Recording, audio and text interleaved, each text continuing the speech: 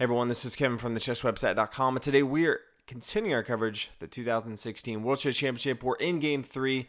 Games 1 and 2 were super uneventful. 2 draws. Magnus Carlsen in Game 1 playing the rather interesting pawn to d4 Trompowsky opening. Not a common opening for him. And then Sergei Karjakin in Game 2 just playing an uneventful Rai Lopez game. So in Game 3, expecting something a little bit different for Magnus Carlsen since we only have 10 more games, all the preparation going into it. I expect something really nice for Magnus Carlsen. And he starts out with pawn to e4, so much more common to see from Magnus Carlsen, a little bit more aggressive pawn to e4. Pawn to e5 from Sergei Karjakin, knight to f3, knight c6, bishop to b5, so getting into the Rai Lopez, and then knight to f6. And this is the Berlin defense. It's what we were even expecting Magnus Carlsen to play in Game 2, but we did not see that. Played more of the Morphy defense with pawn to a6. But Magnus Carlsen, very, very familiar with this, playing as the black pieces. So he obviously knows exactly what to do for the white pieces. This is a very theoretical opening, so I expect a lot of preparation from both sides that really go into this particular game. So interesting to see how both sides attack this. Magnus Carlsen castling on the king side, probably the more common way that we see defense against this. Knight takes on e4. So getting into the open variation, could always go for more of a classical variation with bishop to c5. I really like to attack it this way, but knight to e4 is pretty common nowadays. Rook to e1, attacking, knight comes back here to d6, and then the knight taking on e5. Now, bishop to e7 is fairly interesting. You know, he does have some options here, but decides to go ahead and bishop to e7 so he can castle on the king side, and then bishop back here to f1. Could always try something with pawn to a4 if he wants to hold on to that. Would be giving up his bishop pair. Decides not to go ahead and do that, so brings his bishop back down here to f1. Knight takes on e5, and then rook recaptures here on e5, and then castle on the king side. Magnus Carlsen continues with pawn to d4, bishop to f6, and then we see a pretty interesting move from Magnus Carlsen. Pretty sure everyone in the room had no clue what was going on. Magnus Carlsen played rook here to e2. Now, this is a move that generally, if you look at, you're playing someone, you know, just your average player, it looks like a mistake. I would view it as a mistake, generally speaking. If Magnus Carlsen makes this move, you know he doesn't really make a ton of mistakes. He's definitely not making a mistake on move number 10 in the Berlin defense. It just doesn't happen. So Sergei Karjakin spent about 25 minutes looking at this position, trying to figure out why Magnus Carlsen, instead of just coming back here to e1, would bring it back here to e2. It's blocking off his light square bishop from getting involved into the game. It's not really doing anything except defending this second row, but that doesn't really help too much. It is blocking his queen if his queen was going to get involved, typically just protecting the center of the board. It doesn't really seem like it's doing too much. Now, Sergei Karjakin, he doesn't have too many options as far as how he's going to respond to this specifically. He could play pawn to b6 if he wanted to. You know, he could instead just bring his rook over here to e8 that says, I'm not sure what your rook's doing, but I'll go ahead and trade off if you really want to. But he took a long time with that, and he played pawn to b6 at the end of it. It was interesting after the game. They have a press conference. They ask both of these players about different positions, different moves. And at one point, Magnus Carlsen kind of joked around, and he kind of looked at Karjakin, and he was like, "What do you think of the rook slip on move 10?" And you know, kind of got a chuckle from the crowd. Obviously, not a slip by any means. It was very, very much intended for Magnus Carlsen. But if anything, I don't know that this is necessarily the best move for Magnus Carlsen.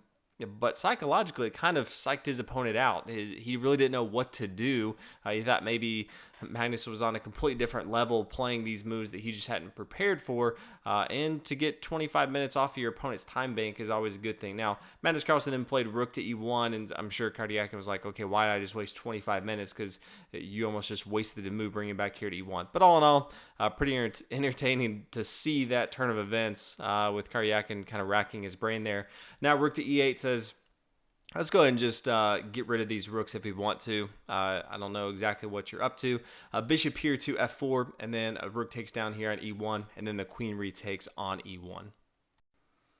Karjakin now plays queen to e7. Now, if you kind of look at it and say, well, the queen was protecting the pawn, why doesn't he just take bishop takes on d4? It gets pretty tricky. So after the bishop takes here, then all of a sudden bishop to d6, and then it depends on how Karjakin wants to respond. If he wants to go and take this pawn right here, then all of a sudden queen to e4, attacking both the rook and this bishop right here. If he wants to take down here on b2, gobble up this rook, all of a sudden the queen can come up here, a8, bishop down here, a1, bishop to a6, and then at the end of the day, black is going to go down in material. Can't really move his bishop here, or the queen falls, and so he is just going to end up losing material right here. Magnus Carlsen has 2 minor pieces to 1. It's going to be a pretty easy end game from here. If he decides not to retake, if we come back here and say, let's just go ahead and play bishop to b2. Then all of a sudden, bishop to c7, attacking the queen. Queen over here to f8, knight to d2. After the bishop takes, queen takes here. But then all of a sudden, you see 3 minor pieces. That's more than material to make up for, since he didn't recapture that bishop here on d6. So all in all, this is going to be pretty bad. And Sergei Karjakin decides correctly not to go ahead and take that bishop or that pawn here on d4. And say he decides to play queen to e7, says, hey, we'll go ahead and trade off material if you want to. Knight to c3, just continuing to develop from Magnus Carlsen. Bishop to b7. I find he might have even played bishop to b7 before queen to e7. He did play this pawn to b6 for a very specific reason. That's to play bishop to b7. So even expected this one move before. Not too bad, though. Queen takes on e7. Recapture, and then pawn to a4. So Magnus Carlsen starting to push a little bit on the queen side. a6, just securing the b5 square for the knight. Always come here for a nice little outpost, starting to attack the c7 square, which can be very dangerous, attacking the rook here if it actually were to get there. G3, covering the square here on h4 in case the bishop were to come down. A pawn here, G5. So Karjakin starts to get a little bit aggressive, getting his pawns involved into the game on the king side. Once your opponent's queen come off the board, you can be a little bit more aggressive with your pawns. You don't have to have full protection with your pawns in front of your king. So that's kind of what he's going after. Bishop takes on d6, and the bishop recaptures. And you may look at it and say, well, there's double bishop pawns. But Magnus Carlsen knows that he can go ahead and play bishop to g2. And it's no longer going to have double bishop pair, because the bishop almost has to take. He doesn't want to lose his rook here. So bishop takes, king takes here on g2, pawn here to f5, and then up here to d5. So wants to be pretty active with his knight. He knows his opponent's bishop can control a lot of the board. So he wants to make sure his knight's in the center of the board, which allows them to cover more ground than if the knight was on just one side of the board. Karjakin, king to f7. Now we're going to start to get the kings involved into the game. Knight here to e3, just starting to attack some of the pawns. And then king to f6, protecting the pawn. Knight to c4, attacking the bishop. Bishop comes back here to f8. And the bishop probably is a little bit stronger in the end games. Once there's bishops on all sides of the board, the bishop can just control more of the board. But you'll see Magnus Carlsen doing a really good job with his knight to put a lot of pressure and just try to control as many of the pawn structures as possible. Rook over here to e1. What's nice too, this rook controlling this long open file, you can't just bring the rook over here to e8, which Karjakin would like to, because there's no way to defend both this pawn structure right here and also have material to recapture here on e8. Now, I played rook over here to d8. I think another move potentially could have looked at was pawn to d5, just trying to control the center of the board. Maybe knight to e5, bishop to d6, really trying to blow up the center of the board. Now I can even play rook over here to e8 if he wanted to, but decided instead to go and play rook to d8, and then maybe push forward with d5 a little bit later. Pawn to f4, so Magnus Carlsen looking to blow up the king side structure. Pawn takes, pawn recaptures, pawn here to b5. After the recapture, then knight back here to e3, attacking the pawn here on f5. Pawn c6, so solid pawn change. So if you kind of look at this, it feels somewhat drawish. Not necessarily it's a kind of a game like 1 and 2, which it didn't even seem like both sides weren't even trying except for to get a draw as fast as possible. But it would be very difficult in this position to find a win. There's just not tons of material. It's since all the pawns are kind of on the same files, they can easily just get locked up. Like I could play pawn to h5 and h4 very easily. And then it's just kind of a song and dance, both sides trying to get their rooks behind enemy lines. But at the end of the day, top level play, this looks somewhat draws. Now, the good thing for Magnus Carlsen is he just likes to make some games go extremely long because he wants to wear down his opponent. As far as stamina, he has that. No one's better at the end game in the entire world than Magnus Carlsen. If there's ever an advantage, he can find it. He usually finds it and he converts that. So this is kind of right up his alley. He understands the pawn structure in the birdland defense better than anyone. So at no point, like some of the other games where I was like, okay, they're about to get to move 30 and draw, I expect the Magnus Carlsen to try to take this as long as possible. So we continue. He plays king to f3, starting to get his king involved into the game. Rook to a8, rook to g1, and then rook to a2. And I thought this was a really good play from Sergei Karjakin. I know a lot of people looked at this, and if you kind of looked at the meter, depending on where you're watching this, this showed a slight advantage for Magnus Carlsen after the rook down here to a2. Magnus Carlsen responds with pawn to b3. But if you kind of look at it from Karjakin's standpoint, he's trying to be aggressive. He's pretty much in a defensive situation. Plays rook over here to a8. Plays rook down here to a2. I mean, besides rook to a2, where is he going to go? Bishop to h6, potentially. Putting some pressure on this pawn on f4, maybe. But I even like rook to a2. I probably would have done the same move. I love the fact that he's trying to be as aggressive as possible and getting your rook down to the second rank.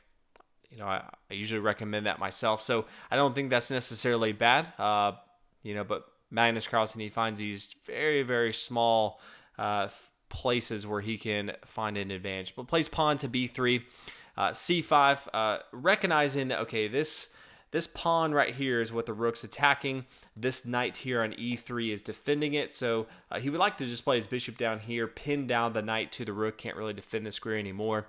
But first he needs to blow up this pawn. So if he could play pawn to c5, kind of blow up this pawn right here. Ideally, it would be pawn captures, bishop recaptures. This is very good for Sergei Karjakin. Magnus Carlsen, he's not really going to let that happen.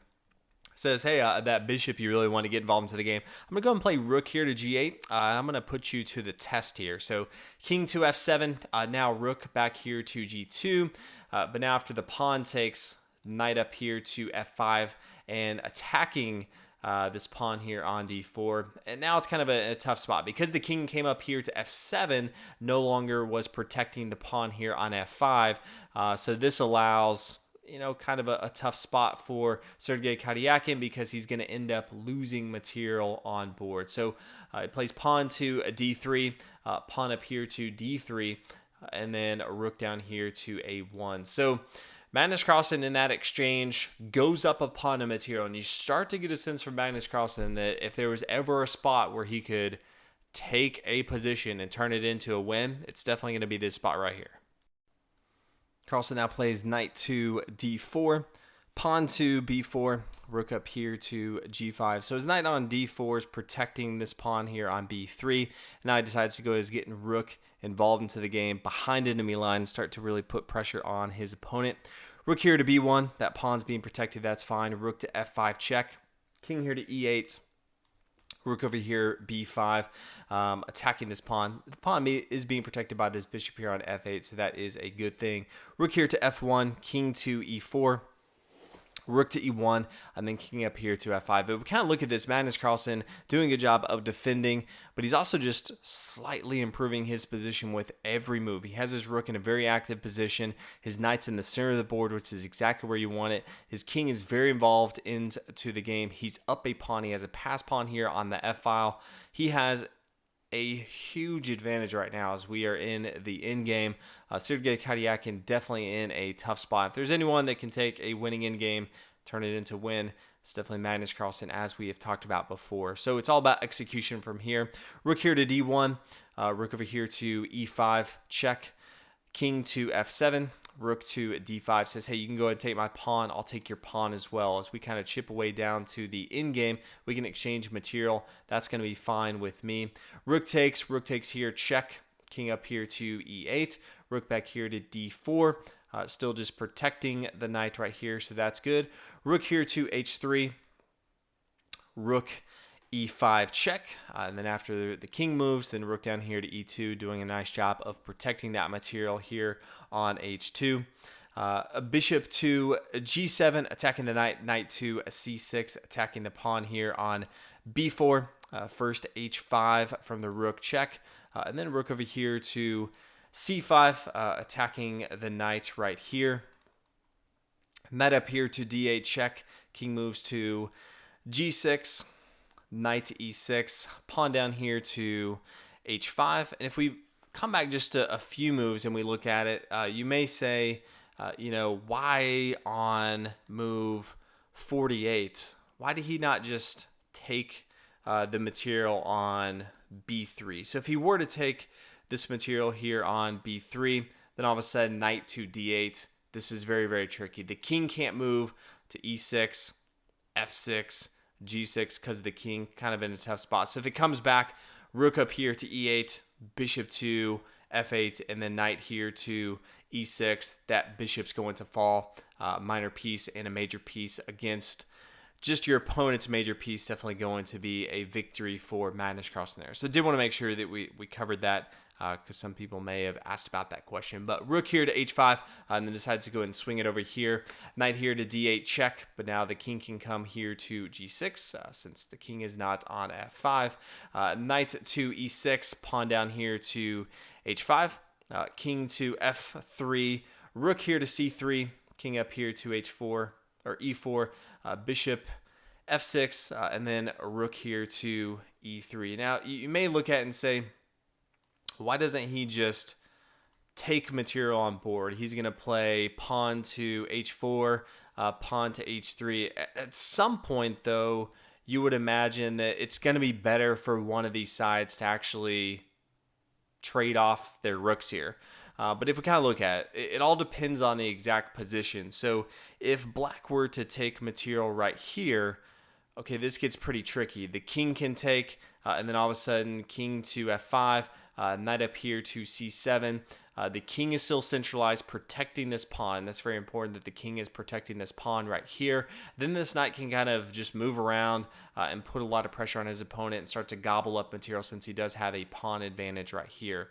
Now, we kind of look at this and say, instead of h3 here, why doesn't he just go ahead and take material? Okay, well, if he takes on here, then all of a sudden the pawn recaptures. This is a pass pawn, and if he wants to stop this, he's going to have to move his king away from that protected pawn, and this is kind of a dangerous spot because then you just have the king come here to f5, attacking the knight, and then if the knight moves, then this pawn is going to fall. Just no longer has kind of that advantage on board. So while it looks like one of these sides is really going to want to exchange rooks off the board, unfortunately in this position, that's just not what they want to do. So rook up here to e3, pawn to h4, and then pawn to h3. Play continues. Karjakin plays rook here to c1, and then knight up here to f8, check, king to f7, knight to d7, attacking the bishop, king here to e6 says, hey, you can exchange material on board. Your knight's pretty valuable, so I'll exchange. Decides not to. Knight over here to b6, rook here to d1, pawn up here to f5, just increasing his advantage a little bit more. King to f7, knight down here to c5. It's a nice little outpost. It's not doing a whole lot, but always a nice outpost. That rook up here to a d4, king over here to f3, bishop down here to g5, attacking the rook, rook here to e4. Another one of those positions. It'd be great if Karjakin decided to go and exchange right here. He could take with his king, just have a pass pawn that he could start pushing up the board. Besides, that's not going to be good for him. Rook here to d3, king to g4, and then rook over here to g3. Now, this is a pretty good square. It's an outpost attacking your opponent, but unfortunately, I think this is exactly what Magnus Carlsen wants on board because he just wants to play king here to h5, and then you can't take the pawn here because then you just take your bishop. Well, that's clearly bad. Instead of the rook coming here, could have maybe tried something around bishop to f6, kind of take it away from the king to take here. Maybe rook up here to e6, and then you play rook to g3. This makes a lot of sense to me. But in the game, rook here to g3, king up here h5, and now the bishop comes back to e7. I think it's a little bit too late. Knight here to e5, check. King to f6, knight to g4, putting more pressure on his opponent, and then a rook up here e6. Rook takes on h3. Definitely think that is a mistake. Knight up here to e5, check after the king moves. Then all of a sudden, the rook takes here on e7. Magnus Carlsen continues to build his advantage. He does have an entire minor piece up on his opponent. So now it's just a matter of execution from here. King to f6, knight to c6. Decides to go ahead and take this material on board. Didn't really like the fact that he gave up material, but did decide to go ahead and do that. Knight to a5. Very, very odd move, I think, on board. To get your knight over on this one side of the board, I think it takes away from being active on board. I don't think that's exactly what he wants to do. I think that's a huge mistake. Starts to allow his opponent to get back into it a little bit. Rook to h1. And then kind of the questionable move in not only the game, but the tournament so far. He played rook over here to b7. Huge mistake. He really needed to continue to be aggressive. Rook here to f7. Check after the king moves. Then come down to f2. He needs to actually... He should be more concerned about this second rank. This pass pawn from his opponent's really the only thing he has to worry about. This knight over here is going to take care of his own business. Black can't just give up this pawn right here because then he'll lose this pawn structure over here. But instead, Magnus Carlsen focuses on this pawn over here and forgets about this pass pawn. Huge, huge mistake. So after the rook comes over here to b7, rook over here to a1, attacking the knight. Now rook down here, b5 check, defending the knight as well. But then this king says, hey, that's fine. I'm going to go ahead and start attacking over here, and something's going to have to give. You're no longer going to have your massive advantage that you had. So rook takes on b4. Again, Sergei Karjakin does not care at all. King here to g3. Rook over here to g4. Doesn't matter at all. King here to f2. Knight c4. Pawn to h3, and Magnus Carlsen can get a sense that, hey, I may have messed up a little bit. Now I'm going to have to put all my focus over here on this pass pawn. Rook over here to h4, king to a g3, rook here to g4. And you see after this particular move that Magnus Carlsen recognizes that he's not going to be able to have the advantage. In this particular spot, they decided to draw the game. So afterwards, it was pretty tough to watch Magnus Carlsen at the press conference just because he knew he gave up a win on board. He seemed like he was going to be pretty bummed when he saw the computer and saw the big errors that he made, especially at the end, knowing that he played so well in the end game. Took this out. It was a very long game. Many hours. Exactly what he wanted to do. He wanted to just wear his opponent down, and then he got to a position and was not able to capitalize. So after 3 games, we have by far our most exciting game. Both sides really went for it. Magnus Carlsen played phenomenally. I thought Sergei Karjakin defended extremely well. I just think this was Magnus Carlsen kind of at the height of his excellence, but at the very end, I'm not sure if he just got tired or just missed a position, but did miss a win in this end game. So all in all, we have 3 draws. We come back tomorrow. Sergei Karjakin playing the white pieces. He will kind of chalk this up as almost a victory with a win, a draw as the black pieces, knowing that he could have lost. So he's going to try to take that momentum and turn that into a win tomorrow. So hopefully you guys enjoyed a more exciting game 3 and look for more in the future. But everyone, thanks for watching. I'll see you guys tomorrow.